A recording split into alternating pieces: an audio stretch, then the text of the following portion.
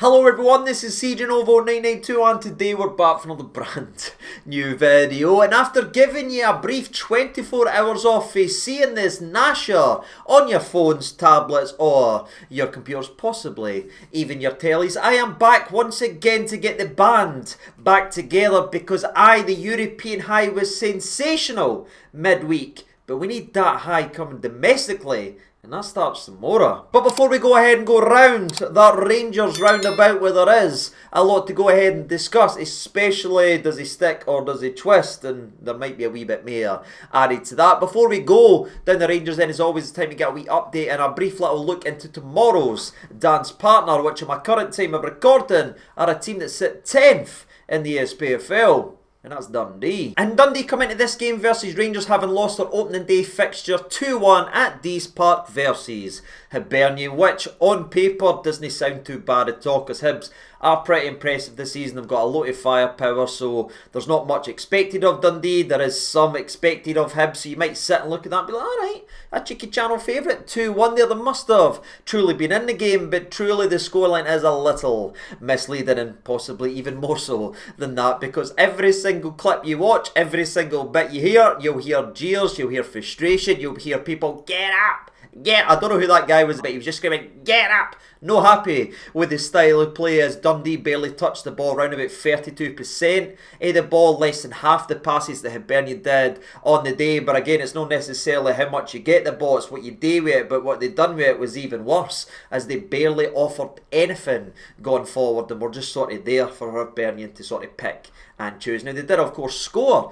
in the game of football with their only shot on target. They mustered 2 shots all day, with one of them being on target. So I guess if you're a half empty or a half full type guy, you might look and say that's a 50% goal scoring ratio, which again is positive.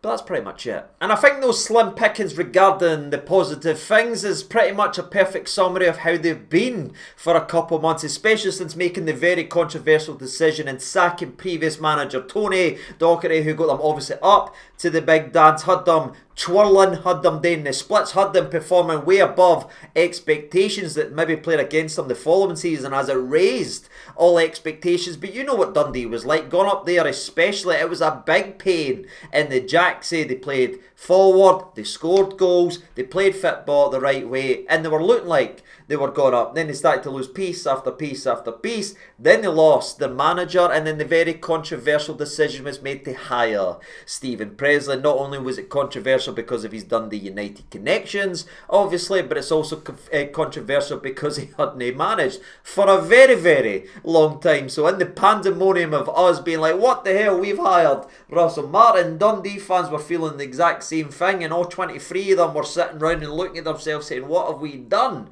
hiring that man? And those questions and those frustrations only built for Dundee when the actual footballing went ahead and got started, as of course they played in the Scottish League Cup group stage the same way Motherwell did, but where Motherwell was undefeated and played some really nice attacking football, Dundee really struggled, especially early on, as they lost their opening day fixture versus Airdrie 1-0.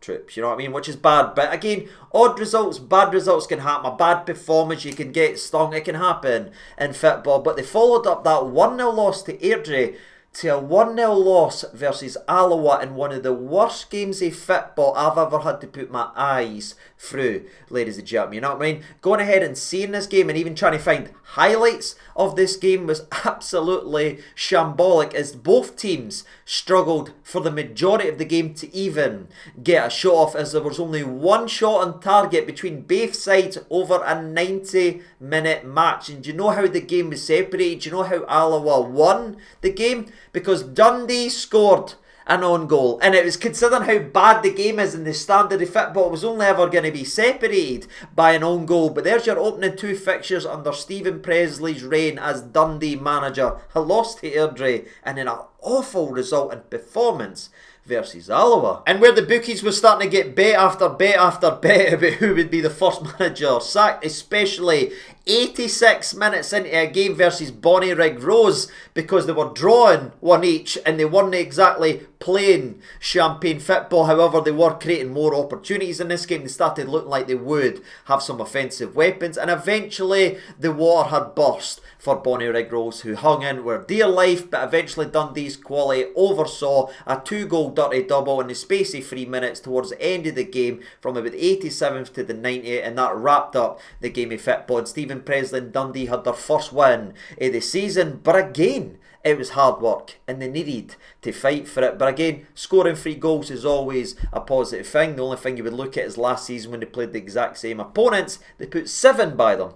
So there is a difference. But to be fair to Dundee, after they got a taste for some goals and got a taste for a win, they soon followed that up with a great win and great overall dominating performance versus Montrose as they put 5 by them, and it could have been 25. You probably went, yeah, that's fair enough. So it was a stuttering start, absolutely, but they showed some glimpses and put the ball in the back of it. Again, people look at the level of the opposition. I get it, ladies and gentlemen, but it's just building that connection. It's just putting the ball in the back of it, and that led them to the opening day of the season, which we already spoken about, where they never offered and mustered anything really in the game of football, as Hibs just had their way with them, and Hibs could have made that anything they wanted to be. A pretty damn good goalkeeping performance stopped it for getting out of hand, but apart from that, there was very little to get excited about regarding the Dundee perspective, barring a player which we'll speak about in the next couple minutes. But the word player is definitely something we need to talk about Dundee, because if you watched my preview videos before, you know I've spoke pretty highly of Dundee. I broke them down, I've looked at the players, I've looked at their transfers, I've looked at some impressive things they do with tactical and how they go after it, how they had that nature of just go and attack teams, but that looks like it's maybe fading under Stephen Presley as they became more pragmatic, if you will, and you know what that means. Sitting back, dropping deep and defending lower and lower and lower, which wasn't actually Dundee's strategy, especially against us, as they seemed to score every single time they wanted to play against us. And yeah, it is interesting to see the vast changes, and people will look at it as it's Presley's fault, is it the style of play's fault, or is it the players they've lost? And I'd say it's maybe a mixture of all, probably the latter two, as I don't think Stephen Presley's actually as worse of a coach as the memes are making them out to be, you know what I mean? I didn't think he's that bad, you know what I mean? He knows the game, he's obviously well regarded within it. I think he'll do alright if he's given the opportunity long enough, of course, but it's especially the players leaving that has ripped this club of absolute quality, and it's no wonder why they don't look anything like they would a year ago, especially 18 months ago, as they look at some of the players they've lost. Right, Luke McCowan, we've talked to Deaf here on the channel, very good player, he's left them, he was their captain. You then had Lyle Cameron, who was their young up and coming player, it was player of the year, young player of the year, it was scoring and assisting. He that went, the little maverick, if you will, that's captain, that's maverick. They then lost their utility man in terms of Josh Mulligan, who was a cop-in getting fired away for coming up the road.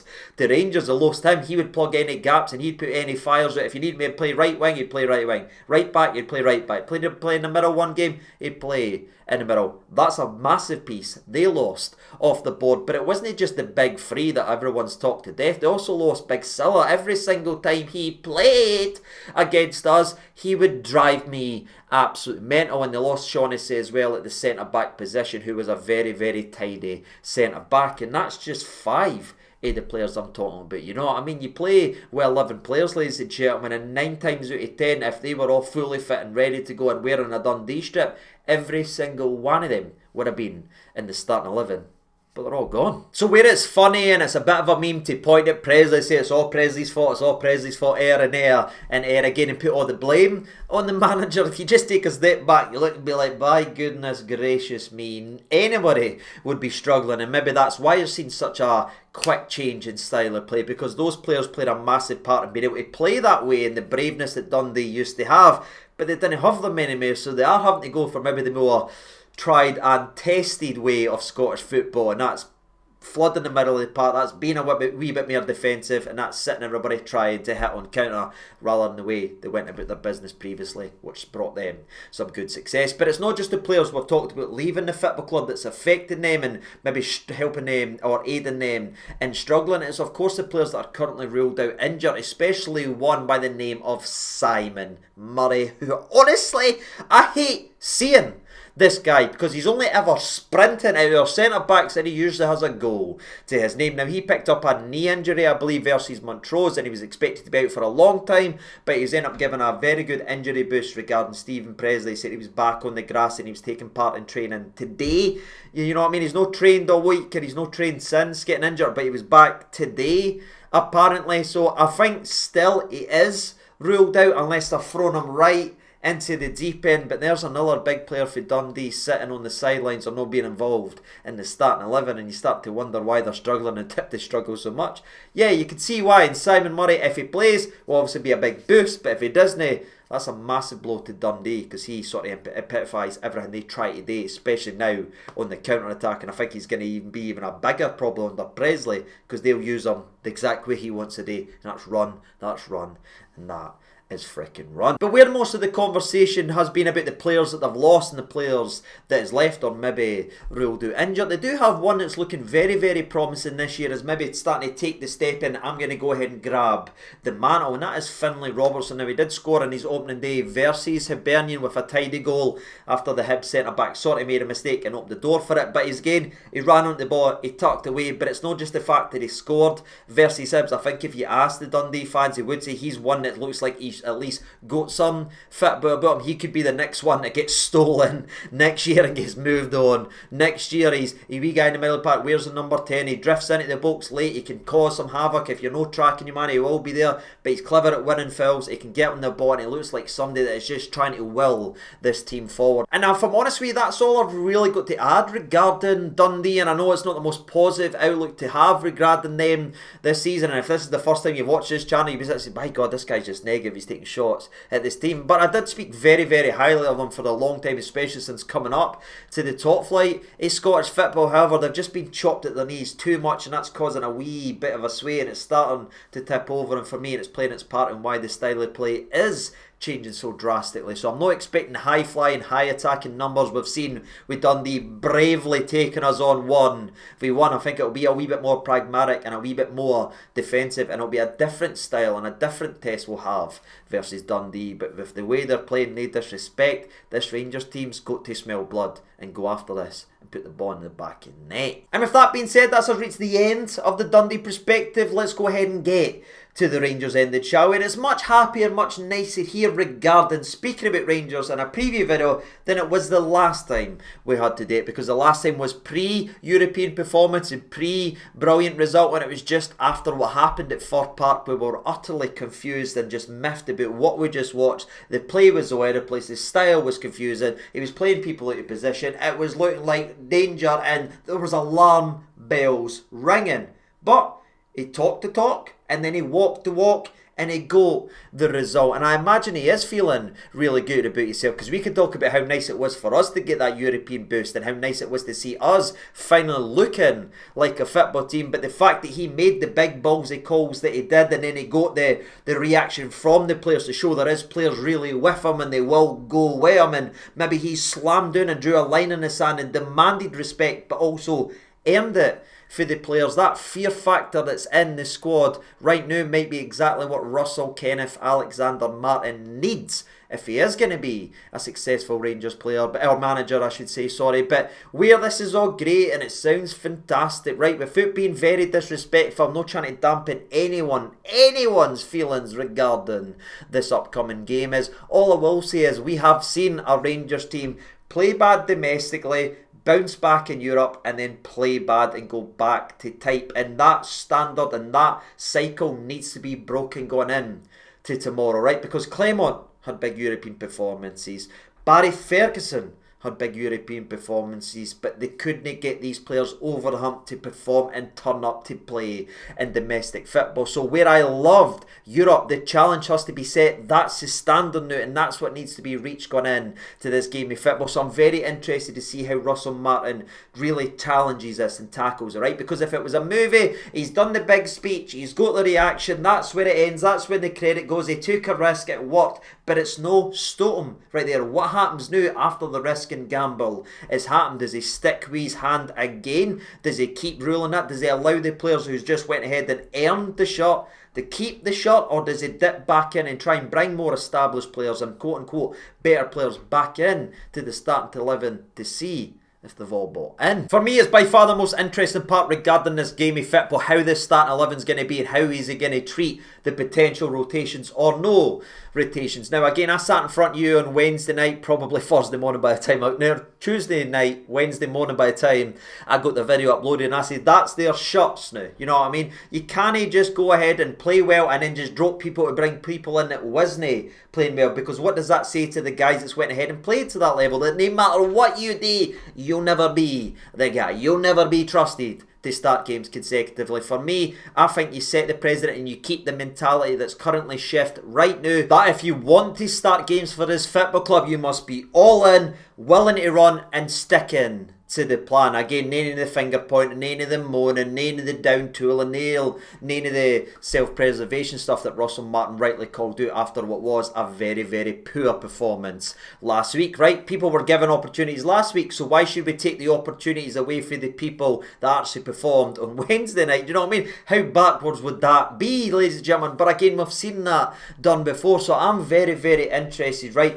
People might say, oh, it was only tactical, or it was fitness reasons or anything like that, but I just don't believe that, you know what I mean? I didn't think you dropped the calibre of the player that we dropped ahead of a vital Champions League qualifier at home, where we need to set the tone and basically our lives are on the line regarding our Champions League future. You didn't drop your captain, you didn't drop your maybe best, most influential player in terms of Raskin, unless there's a reason behind it, in my personal opinion, or at least that's how I see it. You might see it very, very differently, but that's how I see it with there as a something needed to be done, something needed to be shifted, feathers needed to be ruffled, and that was it. Now, of course, not everybody that was dropped in midweek was for possibly the same reason, as there is like the individual cases like Dowell, who's I think is going to struggle for game time, or I hope he's going to struggle for game time now that Ant-Man is in the building. But when I talk about the rotations and motivating and trying to light a spark in these players because they could bounce back and be even better, for I'm looking at Tav, I'm looking at Raskin, and I know everyone's 95% out on Tav, myself is included with that because I've been frustrated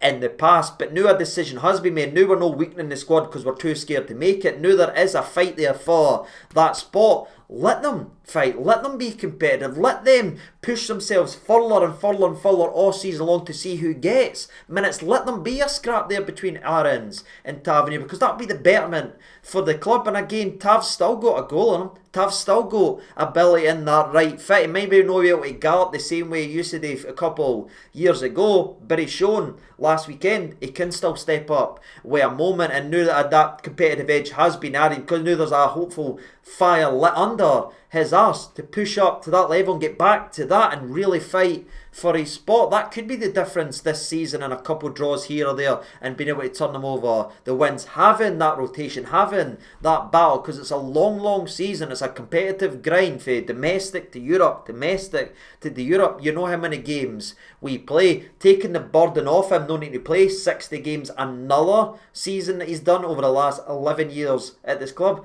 might just save him, so we'll see the best of Tav rather than the frustration side of Tav.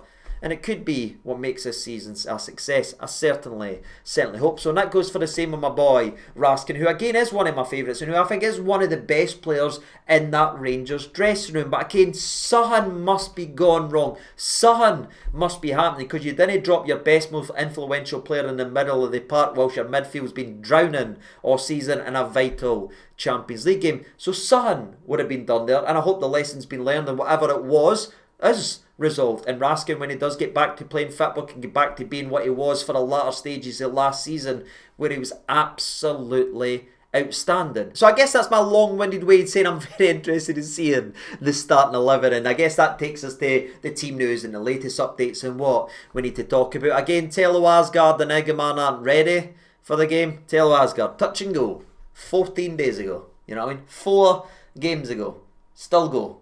But at least he's on the grass now, so that's positive. Just tell us the truth. Just tell us the truth, please, medical department. We didn't need 7 to 10 frickin' days. We didn't need, oh, he's nil. Just tell us the truth, please. Let's know take the piss anymore regarding that side of the game. But Eggman is also still out again, but both of them are back on the grass. I think, honestly, if I was to put my hat on a gamble, I would be for the Alloa game. I think that's when they will be eased back in. But we also got some great news regarding the injuries, and that's that Max Aaron was ready to go, and he's fit and he's able for selection after picking up that dead leg regarding European football. And again, I could see that one being an easy switch because you have players limped off at the park, so it might be an easy switch to bring Tavernier in. But again, man, I'm getting caught up in the Russell Martin fever here, you know what I mean? I'm looking at Broccoli being like, maybe a day, like, yeah, that's how excited I'm getting, and I just hope, again, he just keeps that edge just for a little bit. But if Tavernier comes in, I'll understand, as Max Aaron's obviously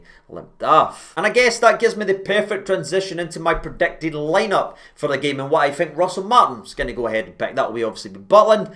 I do think it's going to be Tavernier matter everything I've said here, just because, again, Aaron's his injury. I think it's one that brings back Tavernier in for a home game versus Dundee, takes all the needless like vultures in the media away, and I just think it's smart, you know what I mean? I just think he's going to do it. I think it'll be Nasser, I think it'll be Suter, I think Jeffy will keep his place, or he better keep his place. See if I see Max Aaron's at that left back, I'm not going to do anything apart from moan for about 10 to 15 minutes, then move on and hope it's a masterstroke. But I'll be really frustrated for that 10 to 15 minutes. The midfield, I'd go Rothwell, I'd go Lyle Cameron, who's going to get booed at the building versus the 12 Dundee fans. You know what I mean? They're going to really be infuriated by him. And then I would also keep Dio Mandy in there, who I know a lot, everyone's like, oh, I'd put Raskin in over Dio. I think Dio's an important piece right now in terms of the 11 because of that connection he has with Ant-Man, and he can keep him in. They know what to expect for her. Again, Ant-Man's not had too much time on the training part, and I think that experience they've had playing for years with each other,